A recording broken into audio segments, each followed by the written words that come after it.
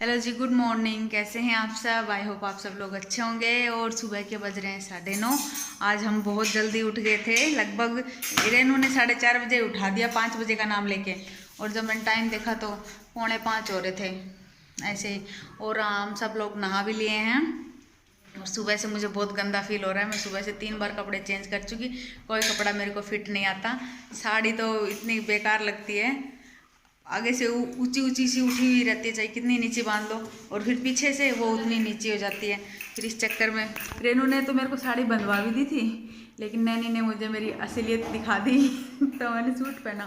फिर वो सूट ठीक नहीं लगा मेरे ऊपर। फिर मैंने तीसरा सूट पहना, ये मम्मी का सूट पहना है, तो शायद अब ये ठीक लगेगा। कैसा भी लगे मैंने पहन लिया भाई, मम्मी के ही कपड़े हैं बस। अरे कोई ऐसी बात नहीं है, सब फैशन है, फैशन। अरे नीचा पहन लो तो फैशन, नीचा पहन लो तो फैशन। कुछ आना भी चाहिए आगा जी। आजकल तो कटिंग कटिंग हो बड़ा भी फैशन ही। कोई एक बाजू को पहन के आओ, कोई दोनों बाजू को पहन के आओ से ना कोई टेढ़ो मेढ़ो कटोरो पहन के आओ, वो फैशन ही है ना। आज बोल बिल्कुल जी खराब है, सुबह से जी खराब है। पर ये कुर्ता ठीक लग रहा है मेरे को, ढीला ढीला है, कंफर्टेबल है मम्मी का कुर्ता। तो चलो जी, मिलती हूँ आपसे थोड़ी देर बाद में। अब भाभी नहाएंगे, छोटे बाबू को नहलाना है, बच्चे नहाने हैं, बाकी हम बड़े बड़े सब नहा लिए। ठीक है। तो जी भाभी के मायके से भाभी के परिवार वाले आ चुके हैं। ठीक है। और मैं इधर थोड़े से कपड़े बचे हुए थे हमारे, बाकी सारा काम कंप्लीट हो गया।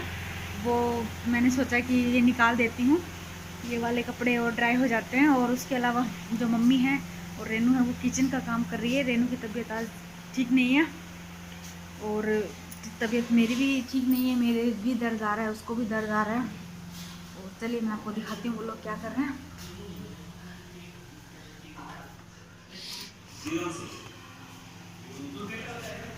तो रेनू इधर आटा लगा रही है, और मम्मी सब्जी बनाई है। मम्मी ने दाल भी बना ली, सब्जी भी बना ली, और पूरियाँ हमारे कोई नहीं खाता इसलिए रोटी ही बनाएंगे। मम्मी इधर बर्तन धो रही है। किधर आई तो अच्छा, रायता भी तैयार हो गया। हो गया साय पड़ेगी, वैसे गाढ़ हो जाता है। हाँ गाढ़ा है गई ना, थोड़ी धनिया पत्ता भी गिरना गया ना नहीं है।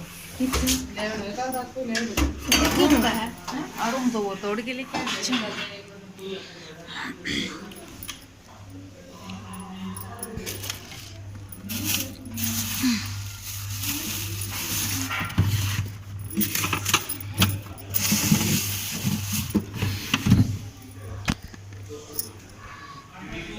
जी तू ही देख, मन्ने तो ना मिलो। ठीक है, तू देख ले, मैं एक बार वो कपड़ा काट दूँ। तो जी आप लोगों को मैं एक बात बता दूं कि आज रेनू को हॉस्पिटल जाना पड़ा था। क्या है कि कल 2-3 दिन हो गए इसके पैर में इतना भयंकर दर्द आ रहा है। आप लोग कमेंट करके पूछ भी रहे थे कि रेनू दीदी के पैर को क्या हुआ, तो मैं आपको बता दूं हमें खुद को नहीं पता था इसके पैर को क्या हो रहा है। फिर अर्जुन और अरुण ने, दोनों ने, और ऊपर से जीजू ने भी इसको बहुत बार कहा कि जाओ हॉस्पिटल जाके चेक कराओ, लेकिन ये मान ही नहीं रही थी। फिर इसको ज़बरदस्ती लेके गए, और फिर वहाँ पे पता चला कि इसकी प्लेट्स डाउन हो रखी हैं। तो फिर बस जीजू ने कहा कि मैं आज ही इसको लेने के लिए आ रहा हूँ। और क्योंकि यहाँ पे जब दिखाया था ना यहाँ के जो हॉस्पिटल में, तो उन्होंने कहा था कि नारनौल रेफ़र कर दिया था इसको, इतनी ज़्यादा तबीयत ख़राब है इसकी।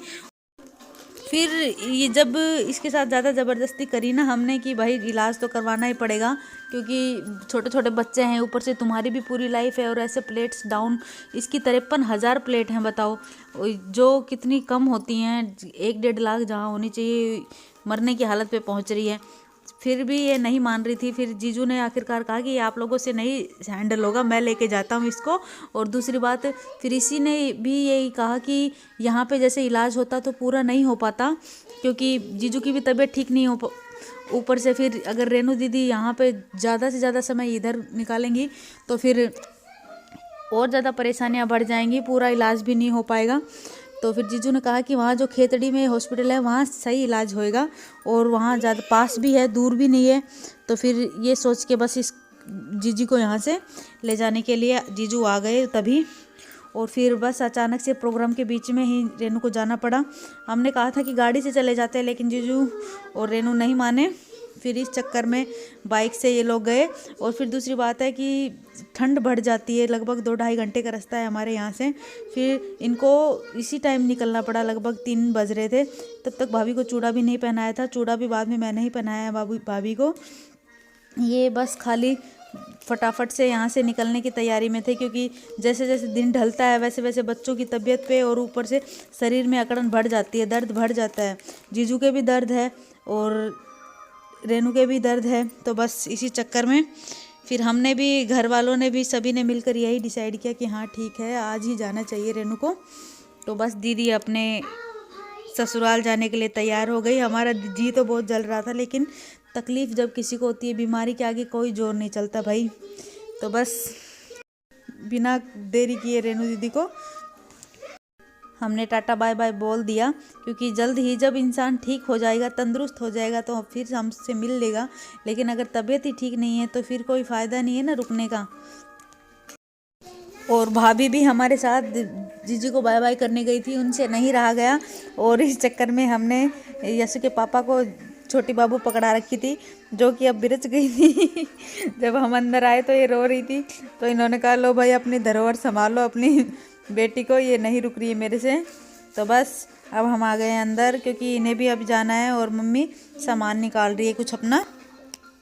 तो जी सभी लोग चले गए हैं। सबसे पहले रेनू दीदी गई थी, फिर उसके बाद में भाभी की फैमिली वाले भी गए। तो घर बिल्कुल खाली सुनसान हो रहा है, ऐसे लगता है जैसे कोई भी नहीं है। क्योंकि यस्सु अपने मामा के साथ चॉकलेट लेने चली गई, क्योंकि उसका मन नहीं लग रहा। हो जाता है ना कि बहन भाई चले जाते हैं तो फिर ऐसे लगता है कि घर में कोई नहीं है। उसको ज़्यादा वो हो रही है कि शिवांश कहाँ है, नैनी कहाँ है, बस वो उनकी रट लगाए हुए हैं। तो अभी अरुण उसको फिर चीज़ दिलाने के लिए ले गया। इधर पास में ही दुकान है, वहाँ पे कि चुप हो जाएगी, थोड़ी देर शांत रहेगी, भूल जाएगी। यशु के पापा भी चले गए, वो भी आए थे। अब उनको भी जाना था, काम है, स्कूल है। और भाभी के मायके वाले भी जल्दी ही चले गए थे, मतलब 4:30 बजे से चले गए थे। उससे पहले रेनू चली गई थी। बस घर में बिल्कुल भी मन नहीं लग रहा मेरा। मम्मी और अर्जुन दूध लेने चले गए, भाभी शायद आराम कर रहे हैं छोटे बाबू के साथ में। आज छुच्छक आ गया, ठीक है। तो जी बस आज का व्लॉग कुछ ऐसा ही था, बहुत थकावट भरा दिन था आज का, ठीक है। और बहुत ही इमोशनल था, क्या बताऊं। बस अकेले छोड़ के चले गए सबको, लेकिन मैं भी चली जाती, लेकिन कहीं ना कहीं मेरा ये मन है कि मम्मी है, मम्मी को अकेले छोड़ के कैसे चली जाऊं। सब लोग तो चले गए बारी बारी से, लेकिन एकदम से दिल बैठ सा जाता है, नहीं मेरा तो खुद का बैठ जाता है। इसीलिए फिर मैंने कहा चलो कोई नहीं, मैं 1-2 दिन और रुक जाती हूँ, फिर ससुराल तो जाना ही है। मम्मी का मन लगा रहेगा इस बहाने। फिर धीरे धीरे एक साथ सब लोग जाते हैं ना, तो ज़्यादा दिल धड़क सा जाता है। और जब धीरे धीरे जाते हैं ना, तो इतना फ़र्क नहीं पड़ता। फ़र्क तो मतलब दिल में तो फिर भी रहता है कि बच्चे चले गए, लेकिन फिर मन बहल जाता है धीरे धीरे। और फिर एक सबसे बड़े बात ये है कि घर पे इनके भी एक छोटा सा बाबू आ चुकी है, जिसकी वजह से ये लोग अपना मन काफ़ी अच्छे से लगा सकेंगे, नहीं। तो बस इसी उसके साथ तो मैं जाने वाली हूँ अपने ससुराल वापस, यही उम्मीद है। बस यहाँ छोटे छोटे जो ये छोटी बाबू आई है, इसकी किलकारियाँ जैसे गूंजती रहेंगी, तो अपने आप सबका मन लगा रहेगा। और जहाँ तक रही ससुराल जाने की बात, तो रेनू को भी ज़रूरी है जाना और मुझे भी ज़रूरी है जाना, क्योंकि भाई वो भी फैमिली है, वो भी परिवार है, उधर भी देखना पड़ेगा, ठीक है। तो जी अगर आज का व्लॉग आपको पसंद आया हो तो प्लीज़ लाइक कर दीजिएगा, कमेंट करके बताना कैसा लगा व्लॉग, और सब्सक्राइब करना बिल्कुल भी नहीं भूलिएगा अगर आप चैनल पे नए आए हैं तो, पुराने हैं तो भी, क्योंकि आप लोग सब्सक्राइब करना भूल जाते हैं। तो जो वो क्या बोलते हैं, जो रेड वाला बटन होता है नहीं सब्सक्राइब का, तो उसको आप क्लिक करेंगे तो वो ब्लैक हो जाएगा, तो समझ लेना आपने सब्सक्राइब कर लिया। कई लोग मेरे जैसे होते हैं, उन्हें नहीं पता होता ठीक है। तो बस मिलती हूँ नेक्स्ट व्लॉग के अंदर, तब तक के लिए बाय बाय, टेक केयर, अपना ध्यान रखना।